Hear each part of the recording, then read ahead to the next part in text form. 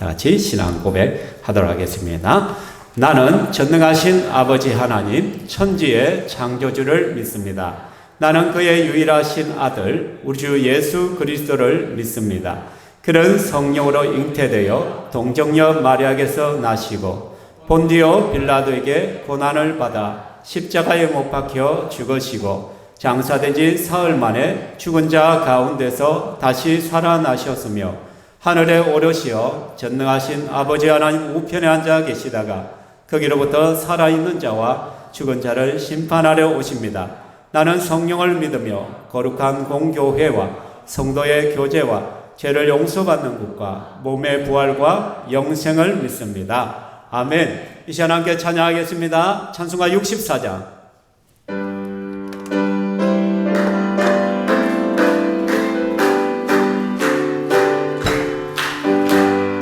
기뻐하며 경배하세 영광의 주 하나님 주 앞에서 우리 마음 피어나는 꽃 같아 죄와 슬픔 사라지고 의심 구름 거치는 변함없는 기쁨의 주갈 빛을 주시네 땅과 하늘 만물들이 주의 솜씨 빛내고 별과 천사 노래소리 끊임없이 듣노라 물과 숲 산과 골짜 들판이나 바다 모든 만물 주의 사랑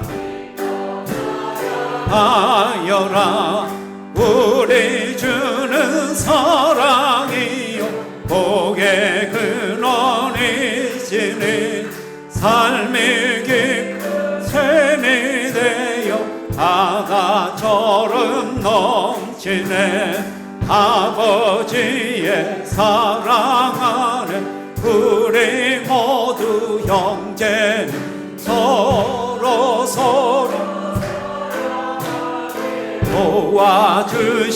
도와주시옵소서 새벽별의 노래 따라 힘찬 찬송 부르니 주의 사랑 줄이 되어 한밤 되게 하시네 노래하며 행진하여 싸움에서 이긴 승전가를 높이 불러주께 영광 돌리세 아멘. 할렐루야 아멘. 이 시간 우리 함께 찬양할 때 지난주에 이어서 나는 주를 섬기는 것이 후회가 없습니다. 우리 한번 고백하겠습니다.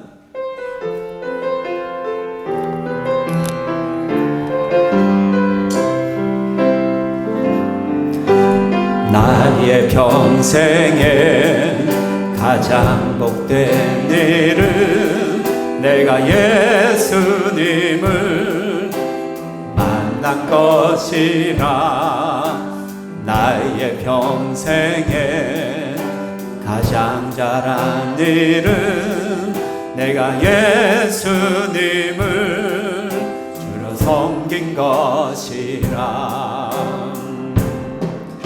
이 세상 살 동안 내가 걷는 길이 때론 험하여서 넘어질 때도 주의 강한 손이 나를 붙드시니 나는 예수님만 주로 섬기며 살리 나는 주를 섬기는 것에 후회가 없습니다.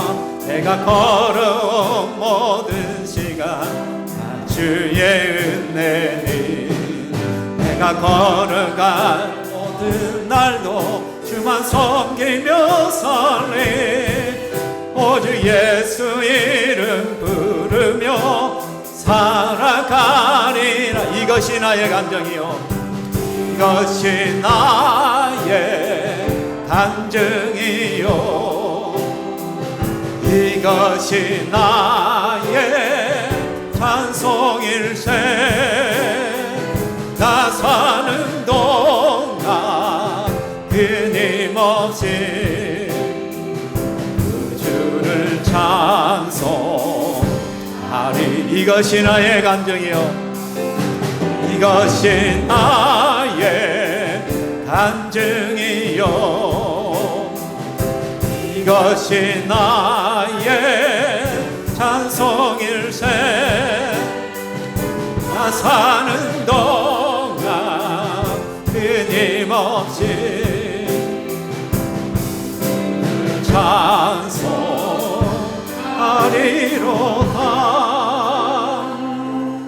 아멘. 여러분의 인생에서 가장 복된 일은 예수를 만난 것입니다.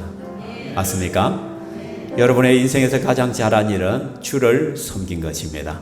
이 고백이 여러분의 고백이 되기를 소망합니다.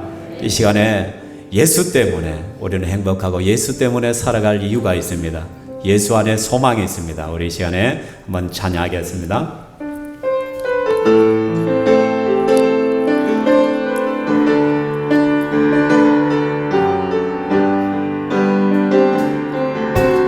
위대한 그 사랑으로 십자가 주님 지셨네. 세상 속에 빛 되었네. 주님의 피로 사셔서 영원한 생명 주셨네. 값없이 주신 그 참사랑. 예수 때문에 살아가고 예수 때문에 찬양하고 예수 때문에 완전하고 예수 때문에 살아가고 예수 때문에 찬양하고 예수 때문에 완전하고 예수 때문에 사랑받고 예수 때문에 행복하고 예수 때문에 의롭고 예수 때문에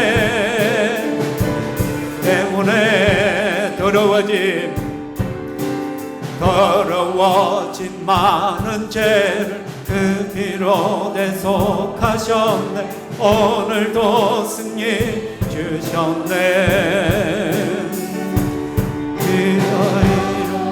이름을 유산으로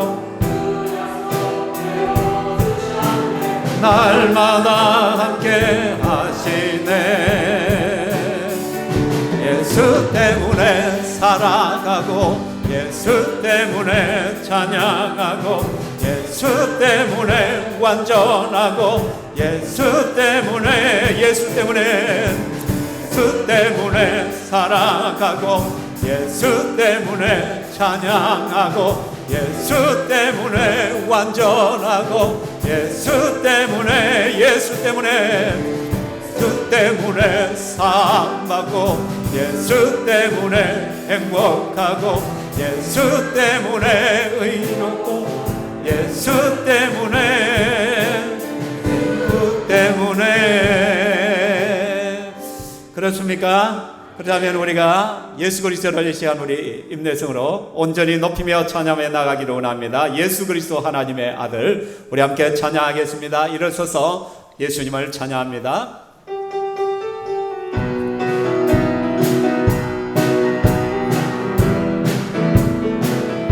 예수 그리스도 하나님의 아들, 생명의 근원 예수 그리스도 하나님의 아들, 생명의 근원. 주님 이름 앞에 두 손 높이 들고 온 마음을 다해 주님 경배하리. 주님 이름 앞에 주님 이름 앞에 두 손 높이 들고 온 마음을 다해 주는 경배하 예수 그리스도 예수 그리스도 하나님의 아들 생명의 근원 예수 그리스도 예수 그리스도 하나님의 아들 생명의 근원 주님 이름 앞에 주님 이름 앞에 두 손 높이 들고 온 마음을 다해 주님 경배하 주님 이름 앞에 주님 이름 앞에 두 손 높이 들고 온 마음을 다해 주님 경배하리. 자리에 앉으시고 기도하겠습니다. 만왕의 왕이신 여호와 하나님을 찬양합니다. 이 시간 우리를 불러서 예배자로 삼아주신 하나님의 그 크신 은혜를 찬양합니다.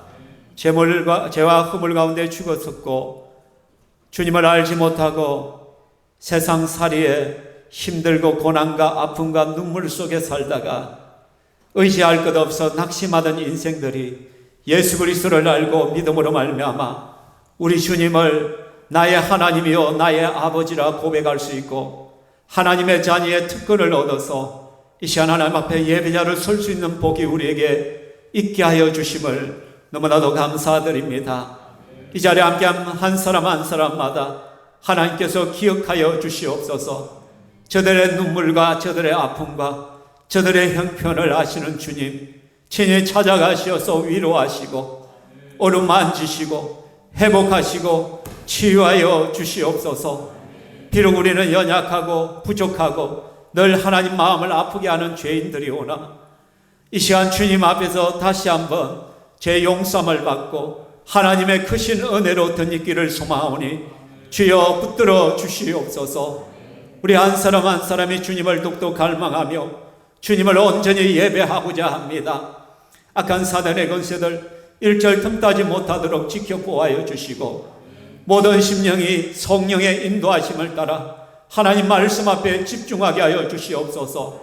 부정한 종의 주의 말씀을 선포할 때 입술의 권세를 다하여 주시고 하나님의 말씀만이 바르게 증거되게 하여 주시고 하나님의 말씀을 듣는 심령마다 겸손하게 하여 주시고 믿음으로 주의 말씀을 받게 하여 주시고 말씀을 통하여 인생이 변화되며 가치관이 변화되며 삶이 변화되게 하여 주시오며 말씀을 듣는 가운데 순종의 역사들이 일어나게 하여 주시옵소서. 그래서 우리가 가는 곳마다 예수 그리스도의 바이러스가 넘쳐나게 하시고 그래서 예수 전염병자들로 살아갈 수 있도록 이끌어 주시옵소서. 우리를 만난 자들마다 예수님을 만나고 희망을 얻고 소망을 얻는 그러한 은혜의 역사들이 나타나게 하여 주시옵소서. 하나님 이 시간 우리가 온전히 하나님을 예배합니다. 찬양대가 하나님을 높이고자 합니다. 하나님께서 저들의 찬양을 받아주시고 우리의 전 삶이 우리의 전 인생이 하나님을 높이는 찬양의 인생이 되게 하여 주시옵소서. 이 시간 간절한 기도 제목을 가진 자 있다면 말씀을 듣는 가운데 응답되는 역사, 치유되고 회복되는 역사가 있게 하여 주시옵소서. 영광 받으실 삼위 하나님을 송축합니다. 감사합니다. 살아계신 예수님 이름으로 기도합니다. 아멘.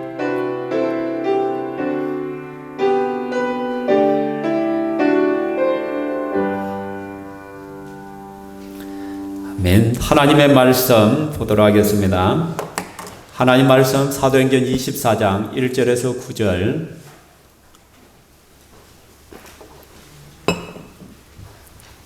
사도행전 24장 24장 24절에서 27절까지 사도행전 24장 24절에서 27절까지 제가 봉독해 드립니다. 수일 후에 벨릭스가 그 안에 유대 여자 드루실라와 함께 와서 바울을 불러 그리스도 예수 믿는 도를 듣거늘 바울이 의와 절제와 장차 오는 심판을 강론하니 벨리스가 두려워하여 대답하되 지금은 가라. 내가 틈이 있으면 너를 부르리라 하고 동시에 또 바울에게서 돈을 받을까 바라는 거로 더 자주 불러 같이 이야기하더라. 이태가 지난 후 보로기오 베스도가 벨릭스의 소임을 이어받으니 벨릭스가 유대인의 마음을 얻고자 하여 바울을 구류하여 두니라. 아멘. 이 시간에 찬양대 찬양이 있겠습니다.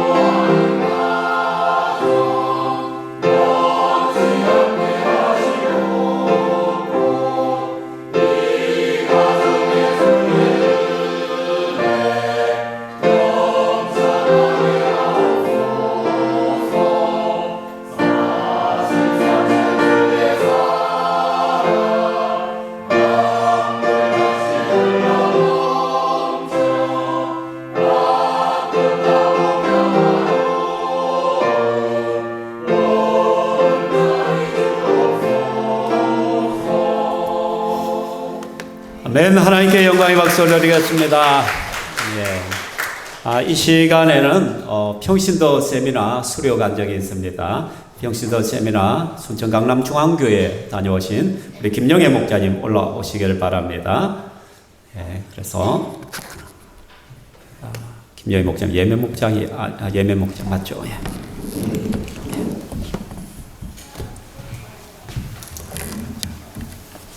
여쭈하셔도 돼요.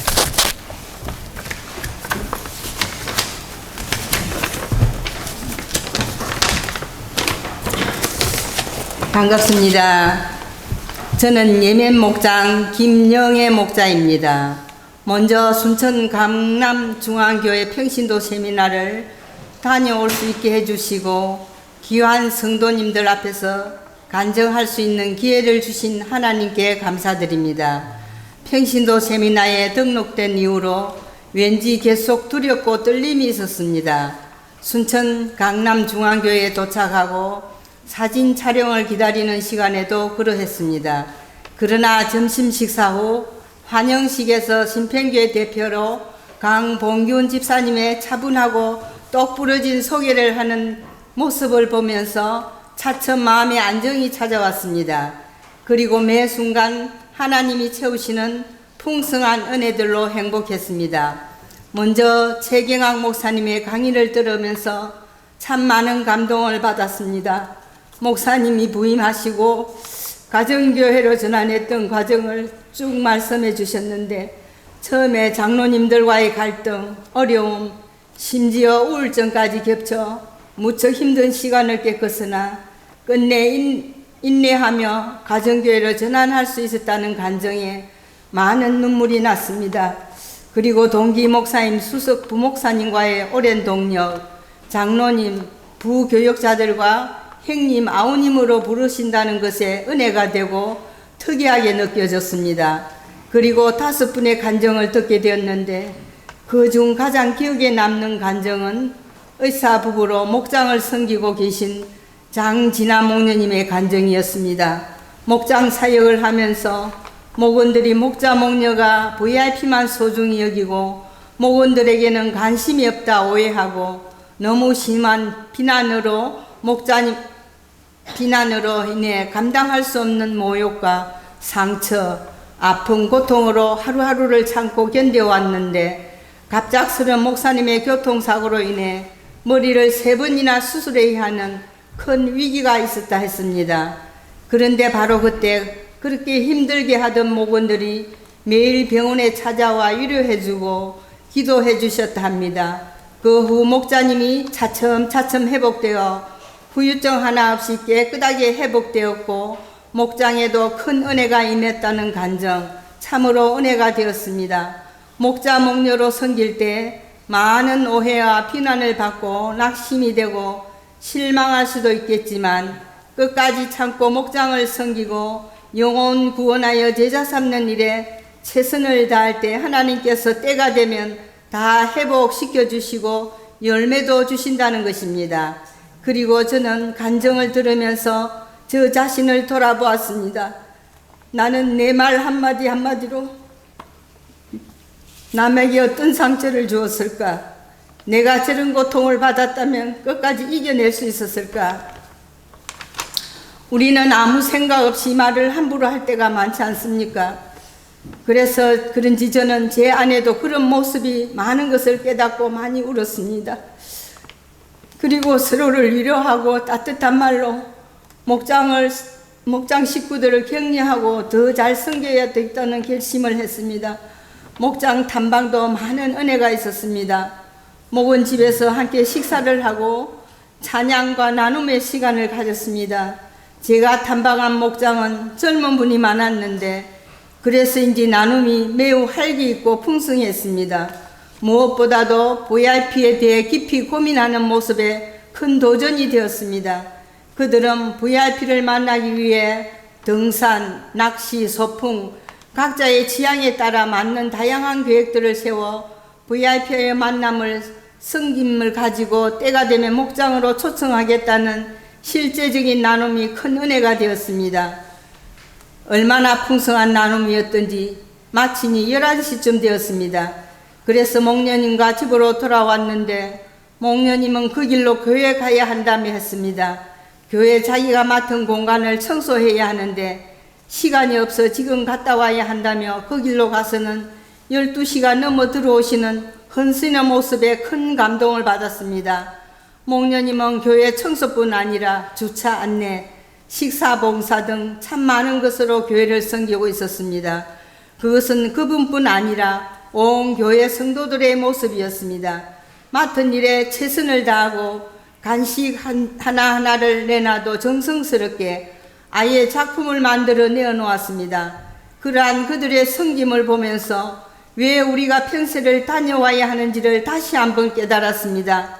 몸소 보고 듣고 경험해보지 않고서는 모를 일이던 것이죠. 성도 여러분, 여러분들도 꼭 평생을 다녀오십시오. 말로 설명할 수 없는 은혜와 감동이 있습니다. 제가 직접 경험해보니 왜 먼저 다녀오신 분들이 그렇게 자랑하며 다녀와야 한다고 말했는지 알게 되었습니다. 그동안 목사님과 사모님, 성도들께서 기도해 주신 덕분에 은혜 받고 도전받고 섬김받고 편안하게 돌아올 수 있어서 감사합니다. 모든 영광 하나님께 올려드립니다. 그리고 먼 길 운전으로 수고해 주신 강봉균 집사님과 옆에서 붙잡고 보살펴 주신 조현자 목녀님, 흑영님 집사님, 좋은 구경도 또 맛있는 것도 2박 3일 동안 함께 즐길 수 있어서 감사합니다. 끝까지 경청해 주셔서 감사합니다. 사랑합니다. 축복합니다. 존경합니다. 하늘 복 많이 받으십시오. 감사합니다. 아유, 너무 간증을 잘 하셨습니다. 이제 이어서 경건의 삶 수료 간증입니다. 저한테 제일 먼저 간증을 보내주셨기 때문에 우리 김영찬 집사님 나오셔서 경건의 삶 수료 간증 하도록 하겠습니다. 나오시기 바랍니다.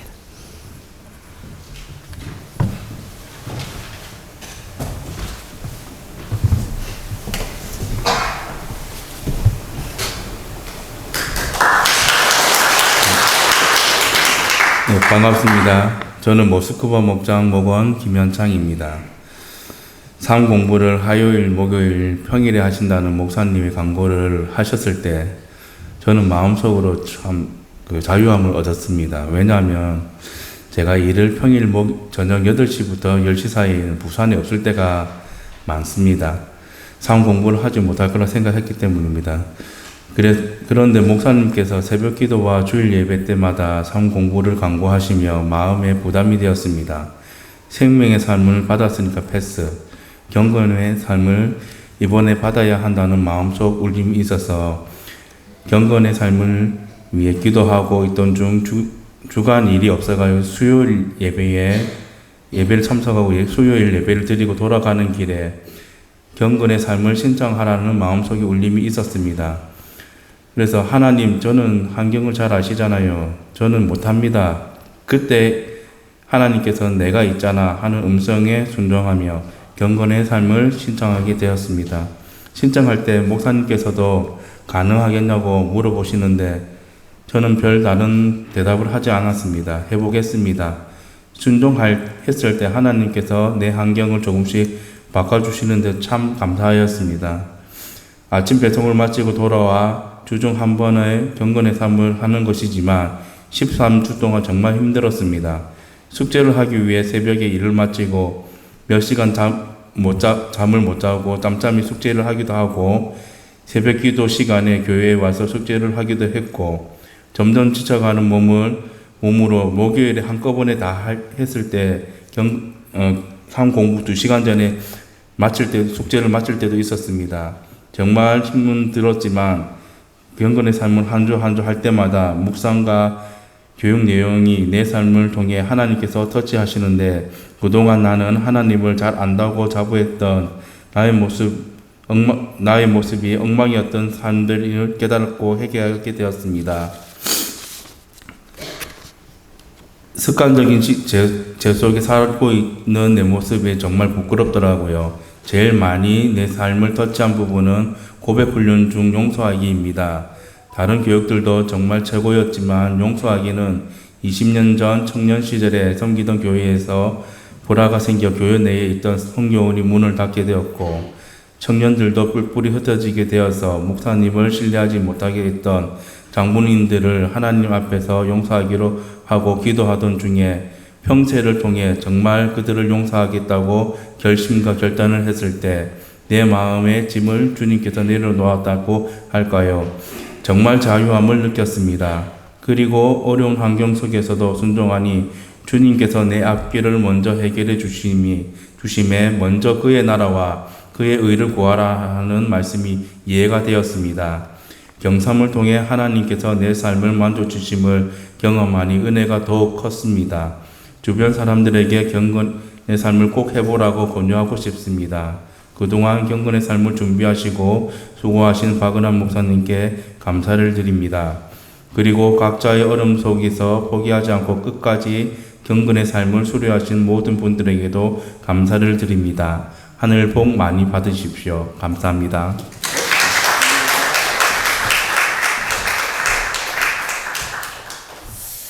예, 수고하셨습니다. 우리 김현창 집사 같은 경우는 솔직히 제가 우려가 됐어요. 과연 할 수 있을까? 왜냐, 새벽에 들어와가지고 잠시 잠을 잤다가, 그 다음에 오후에 또 일을 나가고, 그리고 경건의 삶 마치면 또 10시부터 또 일을 나가야 되기 때문에, 인간적으로 굉장히 힘든 그런 상황이었기 때문에 제가 좀 말리고 싶었는데, 그래도 또 해보겠다 해가지고 지냈는데 13주 동안 숙제도 진짜 잘했어요.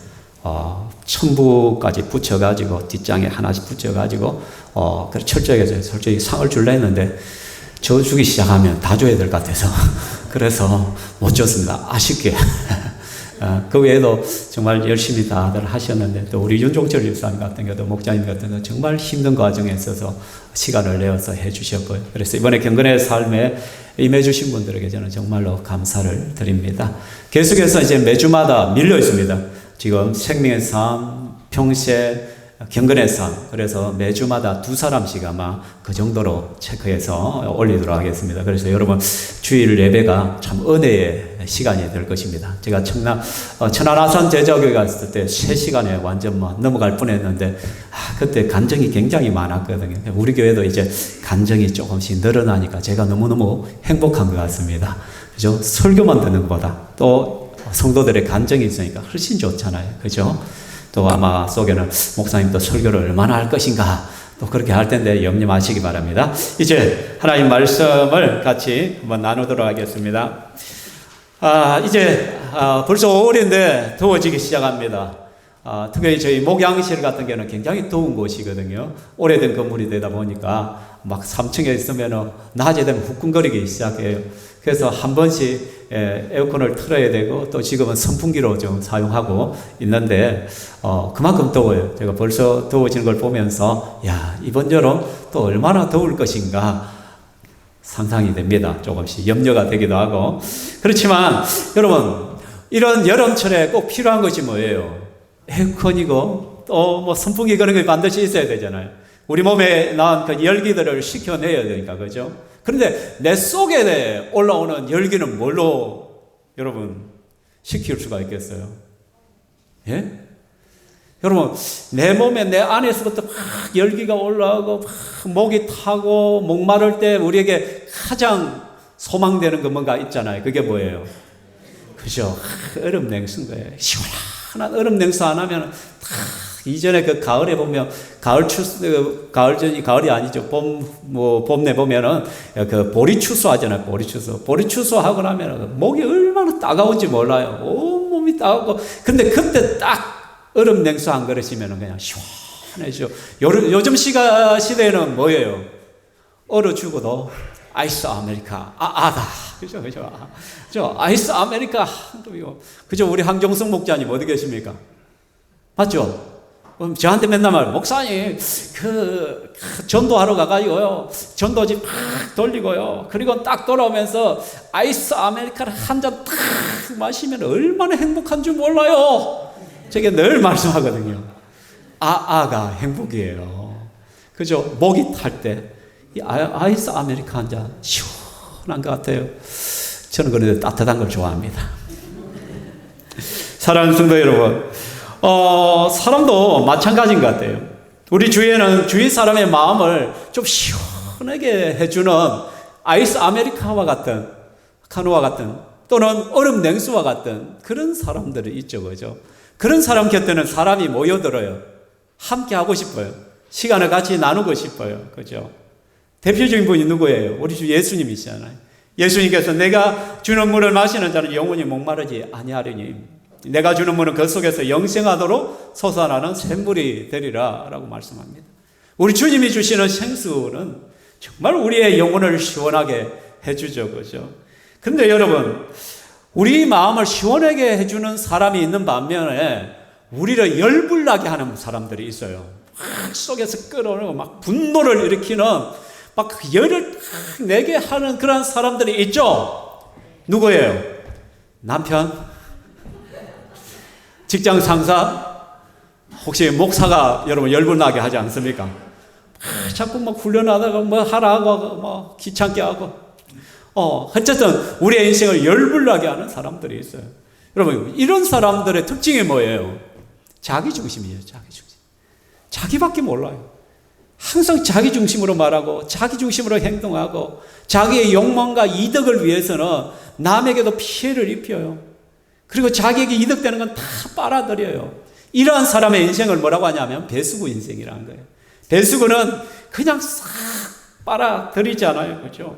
나에게 이익이 되고 조금이라도 내게 득이 되고 내 욕망을 채울 수 있는 것이라면 주위에 있는 것들을 갖다가 빨아들여요.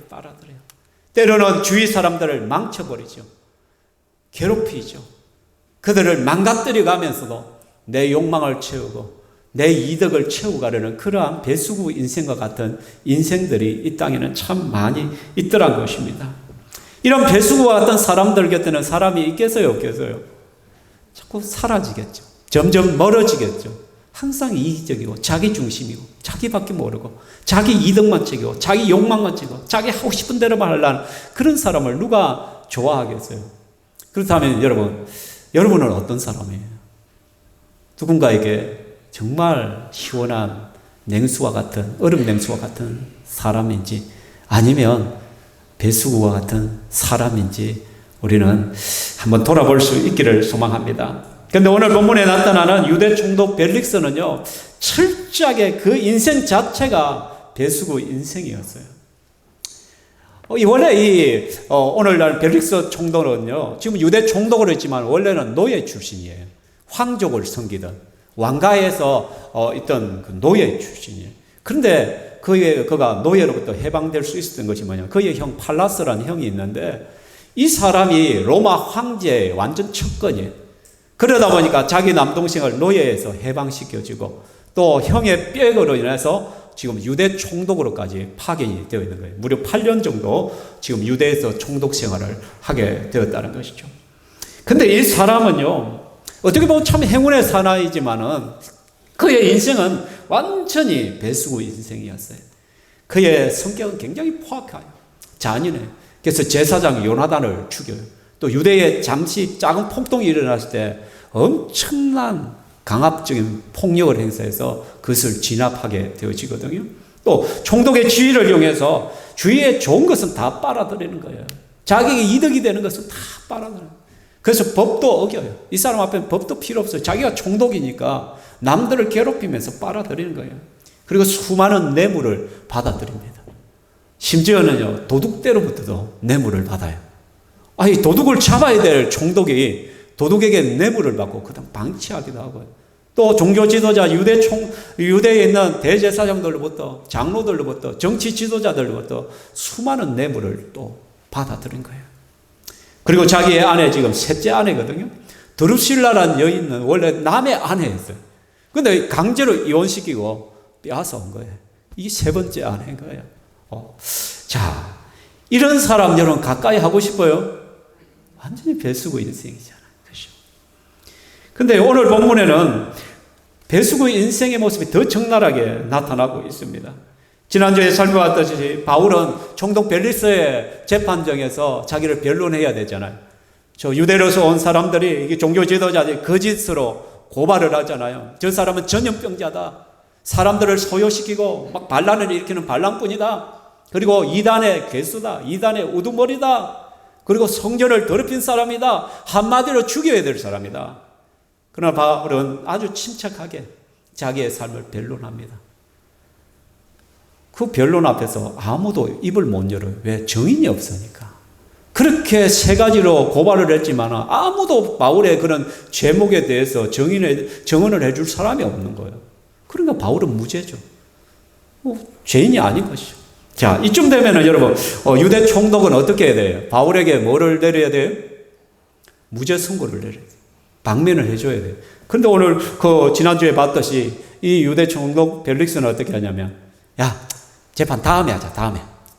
연기를 해버려요, 연기. 아니, 사람을 풀어줘야 되는데, 무죄를 선고해야 되는데, 사람을 풀어줘 버려요.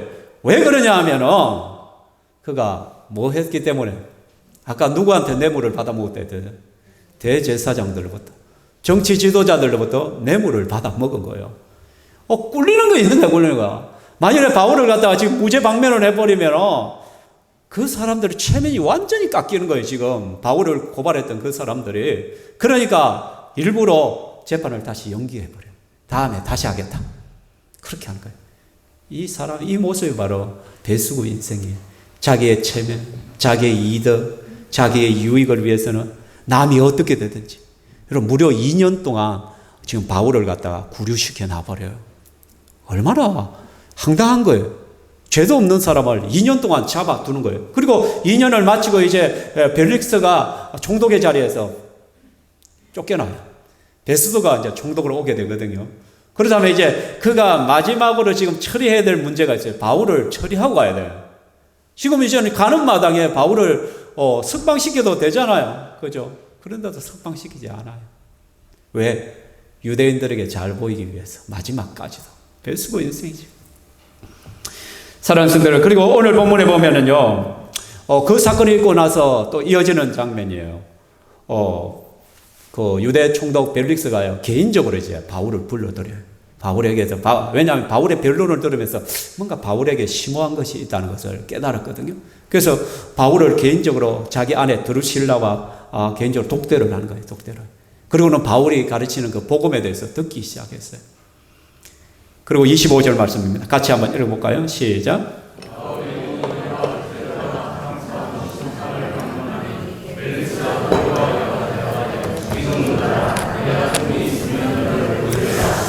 자기가 바울을 불렀어요. 야, 네 도에 대해서 한번 이야기해봐. 그래서 들었어요.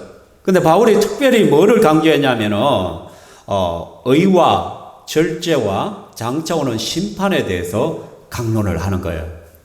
여러분, 의에 대해서 강론해요. 근데 지금 벨릭스는 의로움과 상관이 있어요, 없어요? 없어요. 그의 인생은 악함이에요, 악함. 의와는 전혀 상관이 없었단 말이에요. 뇌물을 받고 사람들을 강압적으로 하고 자기의 유익되는 거 다 빼앗아버리는 그런 배수구 인생을 살아왔기 때문에 뜨끔뜨끔하는 거예요. 의에 대해서는 전혀 자기가 상관이 없다는 걸 알아요. 그리고 절제에 대해서 가르쳐요. 이 벨릭스가 절제하는 사람이에요? 아니요. 욕망에 사로잡힌 사람이에요. 돈의 욕망에 끌려서 맨날 뇌물 받고 돈 되는 일이면 뭐든지 하는 사람이었단 말이에요. 뿐만 아니라 자기 아내, 세 번째 아내 드루실라, 두 아내로도 만족 못하고 또 다른 여인을 아내로 삼아버린 거예요. 욕망, 욕구, 도저히 만족할 수 없는, 절제할 줄을 모르는 그러한 인생이었단 말이에요. 그러면서 바울이 또 뭐랄까, 장차 오는 심판에 대해서 강론해요. 지금 너희가 참 재미있고 행복한 것 같지? 결국은 하나님께서 오셔서 의에 대하여 심판하실 것이다. 예수 그리스도의 재림에 대해서 분명하게 말씀했을 거라는 것이죠. 그러니까 이 말씀을 들으니까 가슴이 굉장히 뜨끔했을 거예요. 그래서 오늘 말씀해 보면 두려워했다. 두려울 수밖에 없죠. 하나님의 심판에 대한 메시지를 받았는데. 그런데 어떻게 해요? 지금은 가라. 내가 틈이 있으면 너를 부르리라. 이렇게 말합니다. 분명히 두려움이 생겼어요. 마음에 찔림이 있었어요. 두렵고 마음에 찔림이 있다면 우리는 어떻게 해야 돼요? 회개해야지. 내 삶을 고쳐야지. 그런데 벨릭스는 어떻게 해요? 지금은 가라. 회피하는 거예요. 회피하는 거예요. 두렵지만은 내가 다음에 다시 부를게. 지금은 아니야. 가. 그런데 또 26절에 보면 뭐라 해요? 동시에 또 바울에게서 돈을 받을까 바라는 거로 더 자주 불러 같이 이야기하더라. 좀 회개해야 될 사람들이 회개하지 아니하고 오히려 바울을 뒤에 다시 불렀어요. 자기 약속대로 불렀는데 뭐가 목적이었어요? 돈이 목적이었어요. 돈을 받을까 바라는 거로 더 자주 불러요. 같이 이야기해요. 여러분 옛날에, 요즘은 정치인도 별로 그래 하는데 이전에 뭐 50, 60 막 그럴 때 공화국 때 어떤 일이 있었어요? 대통령이 기업가 불러가지고 한번 만나자. 그러니까 기업 총수들 불러 한번 만나자. 그러니까 뭐 하라고 만나는 거예요? 좋은 이야기 해주려고 만나요? 야, 비자금 좀 내. 야, 돈 좀 내. 그럼 또 불러. 좀 지나고 나면 또 불러. 야, 대통령이 한 만나자 합니다. 그럼 기업 총수들 마음에 또 얼마나 뜯어가려고 또 나 만나잖아. 그렇잖아요. 지금 벨릭스가 딱 그 짝인 거예요, 여러분. 돈을 더 받아야 뇌물 받을까 싶어서 바울을 자꾸 부르는 거예요. 그럼 한번 생각해봐요. 하나님의 말씀을 듣는 자리, 복음이 전파되는 자리예요. 그러면 그 말씀 앞에 두려움이 생기고 그 말씀 앞에 회개해야 되고 변화되어야 될 사람이 그 말씀을 듣고 복음을 듣는 자리에서도 뭐하고 있어요? 자기의 이득만 생각해요. 주판 알 튕기고 있는 거예요. 바울에게서 뇌물을 받을까 싶어요. 왜냐? 바울이 지금 예루살렘에 왜 왔어요? 예루살렘에 기근이 들고 예루살렘 교회 성도들이 굉장히 힘든 삶을 산다는 걸 알고는 저 유럽에 있는 교회들이 헌금을 했단 말이에요. 구제 헌금을 했기 때문에 그 구제 헌금을 가지고 예루살렘 교회를 도와주기 위하여 지금 왔다는 거예요. 그래서 앞에 재판정에서 바울이 왜 왔는지 목적을 설명했거든요. 내가 구제 헌금을 들고 예루살렘 교회 성도들을 도우기 위하여 왔다. 그러니까 벨릭스 마음에 옳거니, 야, 바울 저거 돈 많겠네. 그렇게 오해를 한 거예요. 뿐만 아니라 그 결례를 행하는 서원했던 사람의 결례에 드는 비용을 누가 댔댔어요? 바울이 댔다. 바울 저 돈 많네. 그리고 이단의 우두머니라고 지금 소문을 난 거예요. 그러니까 보통 이단자들은 돈이 많아요, 저거요. 그렇잖아요. 그 바울이, 그래, 바울에게는 돈이 많아. 그래서 내가 바울을 자주 불러가지고 이야기 듣는 척 하면서 좀 막 사살 긁으면은 내 주머니 좀 채울 수 있을 거야. 그런 목적으로 지금 바울을 불렀다는 것이죠. 어떻게 하면은 돈을 더 뜯어낼 수 있을까? 아니, 말씀을 듣고 있는 그 순간에도. 그러니까 배수구 인생은 가장 중요한 것은 오직 자신의 이득이에요. 유익이에요. 욕망이에요. 자기 명성밖에 없다라는 것이에요. 사랑하는 성도들, 그래서 배수구의 인생을 살아가는 사람들은 그의 신앙마저도 이게 이용거리가 되는 거예요. 그래서 배수구의 인생의 사람들에게는 심지어 신앙마저도 자신들의 이득, 유익, 욕망을 채우기 위한 하나의 수단이 되어지는 거예요. 교회에 왜 오느냐? 뭔가 이득을 얻기 위해서 온다는 거예요. 그 예수 그리스도에 대한 복음에 믿는 것이 아니라 종교라는 또 하나의 액세서리를 자신을 치장하는 경우들이 너무너무 많다는 것이죠. 여러분, 그 미국이나 저는 뉴질랜드나 이민자들이 많잖아요. 이민자들은 대부분요, 교회를 가요. 왜 가느냐? 모든 정보는 교회를 통해서 이루어지고 있고, 교회 커뮤니티 안에서 도움을 받을 수 있기 때문에, 막 직장도 소개해주고, 여러분, 이민 왔다 하면은 목사님이요, 차 몰고 가요. 그래가지고 짐 실어주고요. 그 다음에 세금 같은 거, 뭐 그런 거 일일이 목사님들이 데리고 다니면서 알려주고, 막 그런 일들을 해요. 그러니까, 미국 사회에서 목사는요, 어떻게 보면 하인 같아요. 이민자들 오면, 어쨌든 저 사람 한번 전도해 보려고 막 그렇게 하는데, 사람들은 그걸 또 이용해 먹어요. 그러니까 교회 와야 뭔가 이득이 있단 말이에요, 이득이. 그래서 예수 안 믿는 사람들도 저 해외에 나가면 교회 다니는 확률들이 많아요. 교회에 가면 콩고물이 있기 때문에, 교회에 가면 내가 많은 도움을 받을 수 있기 때문이라는 것이죠. 여러분, 한때 문제가 됐던 저 소망교회, 그죠? 소망교회는 누구만 와요? 사자 돌림들만 온다 하잖아요. 뭐 변호사, 뭐 기업가들, 뭐 정치인들, 아주 고위층들이 많이 모이죠. 왜 거기 모여들어요? 그곳에 가면은 그런 사람들을 만날 수 있어요. 수없이 많은 고위층들을 만나서 내가 뭐를 받을 수 있기 때문에 도움을 받을 수가 있다는 것이에요. 그리고 사람들이 대형교회로 몰려들어요. 왜 그런 줄 아십니까? 제가 언젠가 말씀드렸지만, 저 명지에 제가 아는 지인이 식당을 운영하기 위해서 복동방에 가서 계약을 하려는 거예요. 가게를 계약하는데, 복동방 주인이, 중개사가 제일 먼저 물어보냐면, 혹시 교회 다니냐고. 예, 다니는데요. 어느 교회 다니냐고. 어느 교회 다니. 그러면 안 된다고. 여기서 성공하려면 저 호산나 무조건 등록하라고. 호산나 교회를 등록해야만 교인들이 팔아주니까 무조건 거기를 등록해야 여기서는 장사할 수 있다라고 말을 하는 거예요. 시대가 되겠어요, 이게 이제요. 그러니까 큰 교회에 있으면 이득이 많아요. 뭐를 하나 계약할 때도 계약거리들이 많단 말이에요. 뭐 컴퓨터 업체를 하시는 분들은 컴퓨터 하나 해도 교회 시스템 한번 바꿔버리면 음향 한번 바꾸면 몇 억이거든요. 수십억이 왔다 갔다 하는 그런 거예요. 그러니까 그런 것들 때문에 교회를 바꾸기도 하고 막 그런 사람들이 있단 말이에요.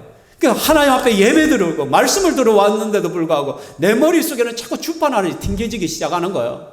계산기가 두들겨지기 시작해요. 내가 좀 더 이득이 되고 이익이 될 수 있는 것이 무엇인가, 그렇다는 것이죠. 그래서 오늘날 교회 쇼핑객들이 너무너무 많다는 거예요. 교회를 마치 쇼핑하듯이 돌아다니는 거예요. 이 교회는 뭐가 잘 되고, 저 교회는 뭐가 되고, 저 교회는 유아 프로그램이 잘 돼서, 저 교회 가면 중고등부들이 참 활성화돼서, 저기 가면 청년들이 활성화돼서, 저기 가면 참 카페가 잘 돼 있어가지고 막 시스템이 너무 좋은 환경이야. 거기에 가면 모든 시설이 최첨단으로 되어 있어. 거기에 가 있으면 마치 영화관에 가 있는 기분이야. 막 그렇게 돌아다니면서 쇼핑하듯이. 그래서 나에게 이득이 되는 교회가 어딘가, 내게 유익을 줄 수 있는 교회가 어디인가, 그렇게 찾아다니는 경우들은 많다는 것이죠. 그래서 아이들 교육을 생각할 때도 보면 교회에서 영어 성경학교를 하나, 또는 그 교회에 아이들을 위한 장학금 제도가 잘 되어 있느냐, 또는 그게 보면 악기들을 배울 수 있는 기회들을 많이 주고 있느냐. 큰 교회들은 무료로 해줄 수 있는 것이 너무너무 많거든요. 그렇죠? 그러니까 내가 신앙생활을 해도 내가 뭔가를 받을 것에 집중을 하는 거예요. 내게 좀 유익을 줄 수 있는 교회가 없느냐는 것이죠. 그래서 배수구 인생의 사람들에게 있어 교회를 위한 희생이라든지 헌신이란 말은 끊을 수도 없어요. 뭐 교회를 위하여 한번 열심히 해요. 이전에는 한번 교회 가면 어떻게 평생 그 교회 교인인 거죠. 그죠? 내가 이 교회에 와서 세례 받고 그리고 여기에 직분 받고 마지막 장례식도 이 교회에서 한다. 그런 개념들이 있었지만 요즘은 아니잖아요. 수틀림을 언제든지 옮길 수 있고 언제든지 나 자신의 액세스처럼 그렇게 치장하는 교회가 되어버렸다는 것이죠.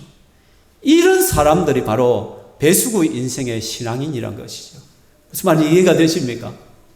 여러분, 하나님의 말씀을 들을 때 정말 그 말씀 속에서 내게 말씀하시는 주의 음성을 들어야 되는 거죠. 대체 주님께서 내게 원하시는 것이 뭐냐? 그래서 우리 그리스도인들은 정말 하나님과 사람에게 시원한 얼음 냉수와 같은 성도가 되어야 된다는 것이죠. 잠언 25장 13절 같이 읽겠습니다. 충성된 사자는 그를 보낸 이에게 마치 추수하는 날에 얼음 냉수 같아서 능히 그 주인의 마음을 시원하게 하느니라. 그렇죠? 마치 추수하는 날에 얼음 냉수 같이 그 주인의 마음을 시원하게 해주는 것이 우리 성도들의 삶이 되어야 된다는 것이죠. 그렇지만 배수구의 인생을 살아가는 사람들, 델릭스를 비롯한 유대 지도자들 끊임없이 나의 욕망을 채우고 나에게 이익을 줄 수 있고 나에게 유익을 줄 수 있는 사람들은 내가 가까이 하고 그들의 손을 들어주지만 그렇지 않으면 사람의 삶을 파괴해버려도 된다는 거예요. 한 사람의 인생을 갖다가 풀어줘야 될 인생을 2년 동안 붙들고는 계속적으로 감옥살이를 시키게 되어지고. 왜? 돈 좀 더 내라는 거예요. 돈 좀 더 내라는 거예요. 바울에게 만약에 바울이 뇌물을 썼다면 돈을 갖다 바쳤으면 바울은 풀려났을 거예요. 무죄방면이 되었을 거예요. 근데 돈을 안 쓰니까 벨릭스는 끝까지 잡아두는 거예요. 이제 소환돼서 로마로 가는데도 불구하고 풀어주지 않는 거예요. 우리는 주님의 종들입니다. 주님의 종들은 자신의 이익과 욕망을 위하여 살아가는 사람들이 아닙니다. 나는 죽고 예수로 살아가는 인생이란 것이죠. 얼음 냉수와 같은 인생을 살아야 됩니다. 예수님이 그 길을 걸어가셨잖아요. 뿐만 아니라 바울이 그러한 길을 걸어가고 있잖아요. 처음에 바울은 어떤 사람이었어요? 바울 역시도 처음에는 배수구 인생이었어요. 그가 예수를 알지 못했던 자기의 스펙 쌓기에 여념이 없었잖아요. 좋은 가문에 태어났죠. 그래서 좋은 학부를 위해서 가말리엘 문화에 들어가서 공부를 했죠. 또 열심히 노력해가 바리새인 중에 바리새인으로서 그가 랍비의 칭호를 받았죠. 그리고 또한 중앙 권력으로 들어가서 권세들을 소유했죠. 그래서 오히려 또 제사장들과 종교 지도자에게 잘 보이기 위해서 어떻게 해요? 예수 믿는 사람을 때려 죽이려고 했잖아요. 예수 믿는 사람들을 잡아서 감옥에 보내는 그 일을 했던 사람이잖아요. 살인자였잖아요. 그래서 다메섹에까지 가서 그 예수 믿는 사람들을 잡아들이기 위하여 내려가고 있었잖아요. 왜? 배수구 인생이기 때문에. 자기의 욕망을 채고 자기의 출세와 성공을 위해서는 예수쟁이들은 다 때려잡아야 되니까 다 죽여도 된다라고 생각해요. 그게 바로 배수구 인생이죠. 나의 욕망, 나의 가치관, 나의 그런 확신을 위해서 그것을 위해서만 살아갔던 인생이었단 말이에요. 근데 그러한 바울이 예수님을 만나고 나니까 하나님 마음을 시원케 해야 되는 인생이 되었잖아요. 바울은 빌립보서 3장 8절에서 말합니다. 같이 읽겠습니다. 시작.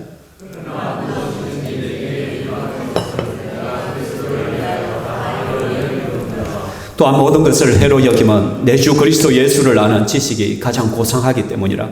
내가 그를 위하여 모든 것을 잃어버리고 배설을 여기면 그리스도를 얻고 그 안에서 발견되려 함이라.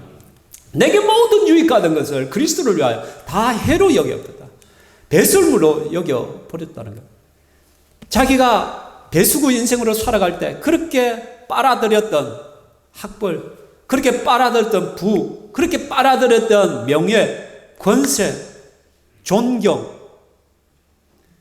그런 자기에게 모든 유익되던 것을 이제는 해로 여기 그리스도를 얻기 위해서 내가 오히려 배설물로 여긴다. 왜? 그런 것들을 자꾸 추구하다 보면 예수를 놓쳐버리기 때문에, 그런 것을 목표로 해가서 내가 살아가다 보면 자꾸 신앙이 떨어져 버리게, 교회를 멀리하게 되고 예배를 멀리하게 되어지고 그냥 자꾸 우선순위가 멀어져 버리기 때문에, 그래서 오히려 이걸 갖다 해로 여기는, 배설물로 여겨버린다.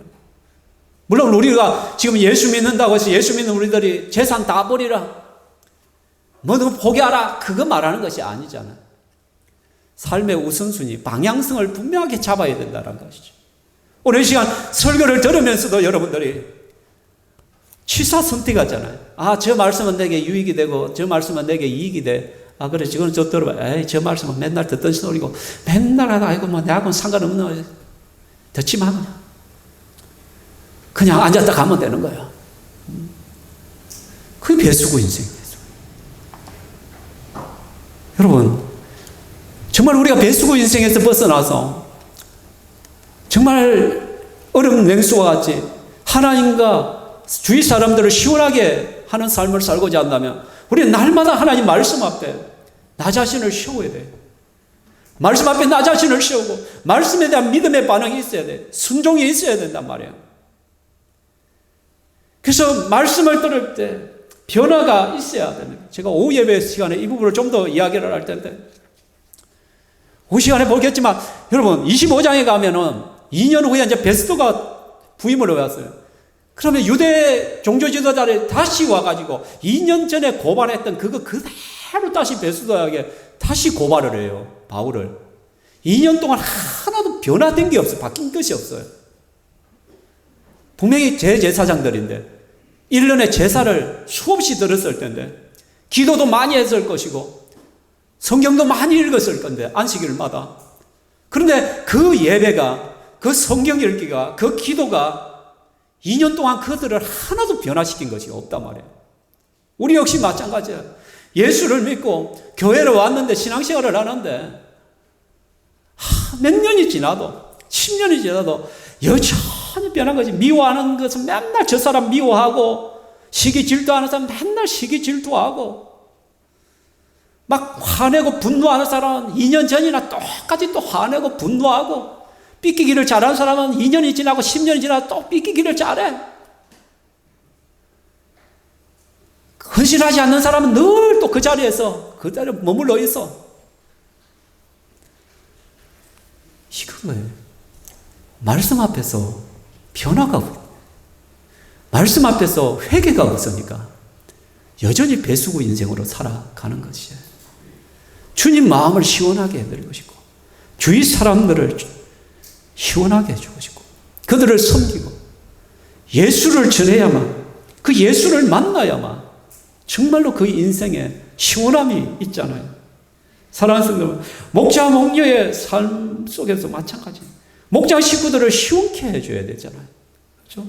그렇게 해서는 목원들을 어떻게든 섬기려고 노력하고, 그리고 목원들은 또 뭐예요? 섬김받는 것이 아니라 그 목원들은 또 뭐예요?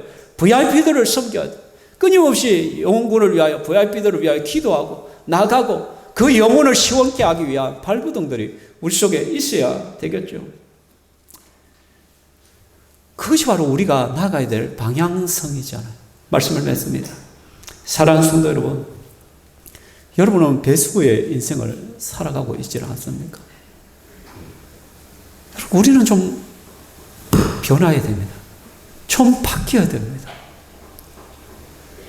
좀 이제는 하나님의 마음을 시원케 해드리고, 좀 주위 사람들의 마음을 시원케 해주기 위한 그러한 방향으로 좀 시야를 좀 다른 방향, 맨날 내 문제, 맨날 내 이득, 내 욕망, 내 일, 그거에 매여가지고, 그래서 그것을 위해서는 내 시간도, 내 에너지고 모든 걸 투자를 하지만, 정말 내가 정말 주님 앞에 변화되기 위하여, 좀 주님 앞에 새로워지기 위하여, 주님 마음을 시원케 해드리기 위하여, 주위 사람들을 좀 시원하게 해주기 위해서는 발버둥이 없어요.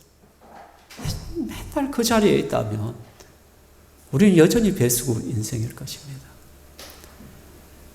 정말 저와 여러분은 주님이 기뻐하시는 주님이 마음을 시원케 해드리는 또 다른 사람들이 나로 인해서 그 마음이 시원해지고 그 영이 시원해지고 유익을 얻는 그런 인생을 살아가는 저와 여러분 되기를 주의 이름으로 축원합니다.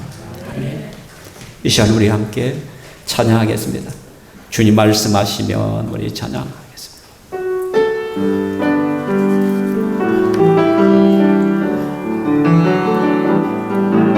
주님 말씀하시며 내가 나아가리나 주님 뜻이 아니며 내가 멈춰서리다 나의 가고 서는 것 주님 뜻에 있으니 오 주님 나를 이끄소서 주님 말씀하시며 내가 나아가리나 주님 뜻이 아니며 내가 멈춰서리다 나의 가고 서는 것 주님 뜻에 있으니 오 주님 나를 이끄소서 뜻하신 그곳에 나 있기 원합니다 이끄시는 대로 순종하며 살리니 연약한 내 영혼 통하여 일하소서 주님 나라와 그 뜻을 위해 뜻하신 그곳에 나 있기 원합니다 이끄시는 대로 순종하며 살리니 연약한 내 영혼 통하여 일하소서 주님 나라와 그 뜻을 위하여 오 주님 나를 이끄소서 이 시간 우리 한번 기도할 때 주님 내 삶이 정말 배수구 인생과 같이 나에게 이득이 되고 유익이 되는 것이면 다 빨아들이고 그러나 나에게 이득이 되지 않는 것이면 쳐다보지도 않고 늘 우선순위에서 밀려나 버리는 그러한 욕망의 사람 그런 배수구 같은 나의 인생을 주님 용서하여 주시고 주님 불쌍히 여겨 주시옵소서 하나님 마음을 시원케 해드리고 주위 사람들의 영을 마음을 시원케 해드리는 그러한 얼음 냉수와 같은 인생을 살아가기를 원합니다. 주님 나를 도와주시고 매 예배 때마다 내가 말씀 앞에 나 자신을 세우고 회개할 것 회개하고 변화될 것 변화되고 고쳐질 것 고쳐지는 인생 되게 하여 주시옵소서. 오늘도 주님께서 내게 말씀한 것이 있다면 그 부분을 하나님 앞에 내려놓고 결단하시기 바랍니다. 기도하겠습니다. 살아계신 하나님 아버지 이 시간 우리가 주님 앞에 나가 주께서 우리의 심령을 받아주시고 인도해 주시면 감사합니다. 우리의 인생이 배수구 인생과 같이 끊임없이 나에게 유익되고 좋은 것으로 빨아들이고 끌어들이시면 그러나 하나님 내게 해가 되고 손해가 되고 그런 힘든 것도 있다면 과감하게 포기해버리는 우리의 모습들 그렇지만 우리는 예수 그리스도를 닮아 사도 바울을 닮아서 하나님 마음을 시원케 해드리고 주위 사람들의 마음을 시원케 해드리고 그들의 영혼을 시원케 해드리는 그 일에 나 자신을 들이받아질 수 있도록 이끌어와 주시기만을 원합니다. 하나님 말씀을 들고 설교를 들을 때마다 나 자신을 주의 말씀 앞에 세우고 하나님 앞에 변화되어지며 회개할 것 회개하고 고쳐야 될 것 고쳐지는 그런 구체적인 삶의 변화가 있는 인생이 되게 하여 주시기만을 원합니다. 아버지여 영광 받으시고 아버지여 찬양받아 주시옵소서. 살아계신 하나님 감사합니다. 오늘 벨릭스의 삶을 통해서 하나님 나 역시도 벨릭스와 같이 배수구의 인생을 살아가는 모습이 많음을 고백하고 회개합니다. 나의 이득과 이윤을 위해서라면 잘 되는 것이라면 내가 수많은 시간들을 할애하고 내 에너지들을 다 쏟고 그것을 얻기 위하여 발부둥치며 살아가는데 그것 때문에 또 누군가를 아프게 하고 힘들게 하고 어렵게 하는 일도 하는 것이 우리의 모습이었는데 하나님이여 용서하여 주시옵소서. 하나님 말씀을 들으면서도 말씀 앞에 서지 못하고 끊임없이 주판안을 튕기고 있는 내 모습을 용서하여 주시기만을 원합니다. 사도 바울은 예수 믿기 전에는 배수구의 인생이었으나 예수를 믿고 난 이후에는 시원한 얼음 냉수가 되어서 하나님 마음을 시원케 드리고 사람들의 마음을 시원케 하는 그 일에 자기의 모든 것을 올인했던 것을 보게 되어집니다. 하나님 우리의 가치관과 생각 속에 나를 넘어서게 하시고 하나님 내 인생이 아니라 하나님께서 주신 덤으로 사는 인생임을 기억하고 주님을 위하여 살기 위하여 발부둥치고 또 영혼 구원하기 위하여 한 영혼이라도 주님 앞으로 이끌고 저들의 삶이 희망이 있고 소망을 부어 넣을 수 있도록 그 일을 위하여 나 자신을 드릴 수 있도록 도와주시기만을 소망합니다. 그래서 이번 한 주간도 누군가의 마음을 시원케 해드리는 그러한 삶이 내 속에서 일어날 수 있도록 주여 권고하시고 도와주시옵소서. 우리 사랑하는 성도들 열심히 또 하나님 땀 흘리고 얻은 것들 중에 하나님의 것을 올려드립니다. 하나님 받아주시옵소서. 또한 우리 성도들의 마음속에 늘 인생에 대한 감사, 삶에 대한 감사, 매 순간순간 함께 하시는 하나님께 대한 감사가 넘쳐나게 하여 주시옵소서. 여러 가지 경제적으로 힘들고 어렵습니다. 하나님께서 이 어려움 중에서도 저들 가정들을 붙드시고 때를 따라 돕는 은혜를 더하시고 물질의 어려움으로부터 보호하시고 지켜주시고 또 하나님께서 직장에도 복을 허락하여 주시기만을 간절히 소망합니다. 육신의 연약한 자들 은혜의 은혜를 더하시고 또 하나님 여러 가지 고민을 가진 이들 성령께서 어루만지시고 치유하여 주시옵소서. 영광 받으실 하나님을 찬양합니다. 살아계신 예수님 이름으로 기도합니다. 주 예수 그리스도의 은혜와 하나님의 사랑과 성령 하나님의 등위로하심이 이 자리에 함께한 주의 권수들 머리 위에 영원토록 있을지어다. 아멘.